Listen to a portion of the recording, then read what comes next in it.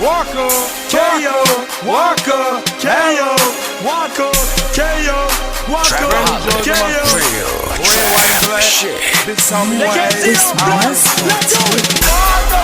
man, they think they can see us, man. This that some cartoon shit, my niggas. They can't see us, man. Well, see my birds, you understand, nigga.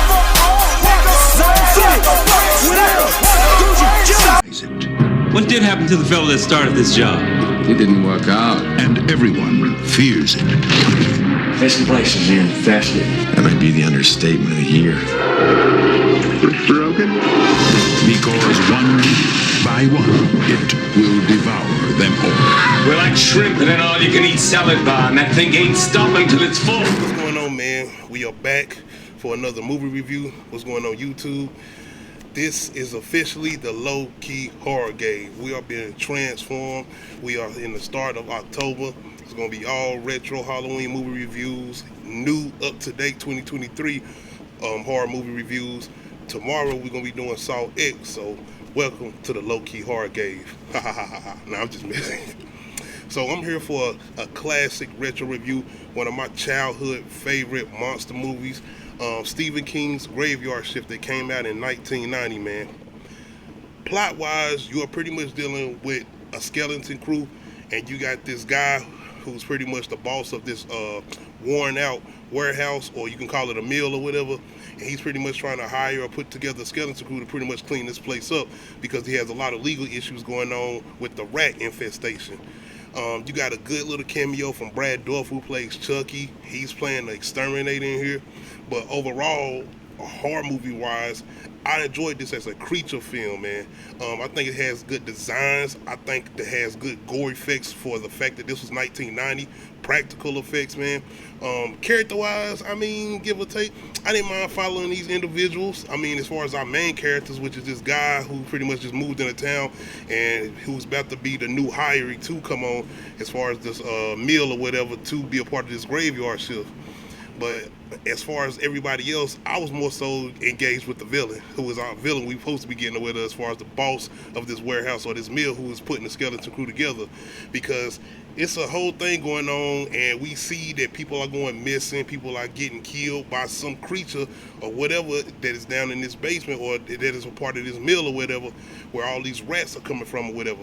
So he's pretty much trying to keep this on the low. He knows something is going on, but he's pretty much trying to keep everything down to keep things running, which I was like, what the fuck? Like, hold up. How are you going to be able to do this, brother? You know this thing is down here, or you know something is going on. Anyway, man, dealing with what we was getting as far as plot, it was more so a build up to them to get all down here to go clean up the basement, whatever, to come across this creature, whatever. The movie is not that long, so it don't get too long to get to this point or whatever. But that's where really things start to ramp up, man. We got a good little black character here. You know, this the 90s, so niggas was not going to survive, man. And the fact that he didn't come into the end, you know it wasn't going to go down like that. So he was out of here, man. Performances, though, we had one dude in here that just straight up blacked out. I mean, this nigga was scared. Like, it was over. And I really appreciate that type of performance because he gave something real authentic. Like, nigga, I'm not going nowhere. I'm not moving. I'm not going nowhere. And you can understand where he was coming from once everything starts to go down, man.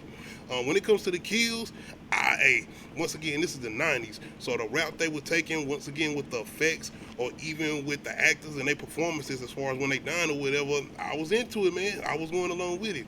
And once again, we don't even get a full good look of this creature, but it's somewhat looking like a mix of a bat and a rat. And I know that rhyme don't hate the player, hate the game. Shout out to Tyrone Magnus. But anyway, it's mixed somewhat with a bat and a rat. And you don't really get a full look of it, and I think that kind of worked because once again, depending on the budget, it's only so much you was gonna be able to do with this. But when they did show it, I mean, the thing looked like he didn't even have eyes or whatever, and it was more so going off for senses or smell or something like that. But it's a creature film. It ain't too much going on with this. It ain't too much of a heavy plot. It's in and out. Once again, you getting your characters, you getting this set up, and then we really just waiting on this somewhat last act to get everybody pretty much took out or whatever.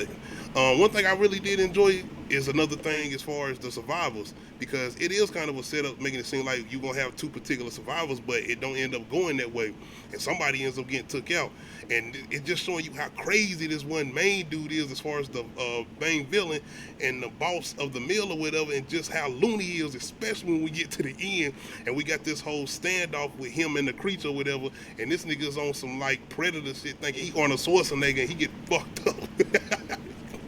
But overall, as far as a creature film, man, I'm telling you, this is a gem. It's definitely people don't talk about it like that, and I don't think it's reviewed good either. I'm pretty sure people probably look at this shit like a throwaway or whatever, but I really think this is a cult classic. It's a guilty pleasure. It's something that I really enjoy, and if you are into creature horror movies, you definitely should give this a try if you haven't had a chance to check it out. And Stephen King, man, name was all over everything when it came to the 80s, 90s, and even today with the whole thing he's doing with the Pennywise franchise as far as it or whatever. So if you enjoy Stephen King books, or like I said, you enjoy creature features, this is definitely one you should try to give a try.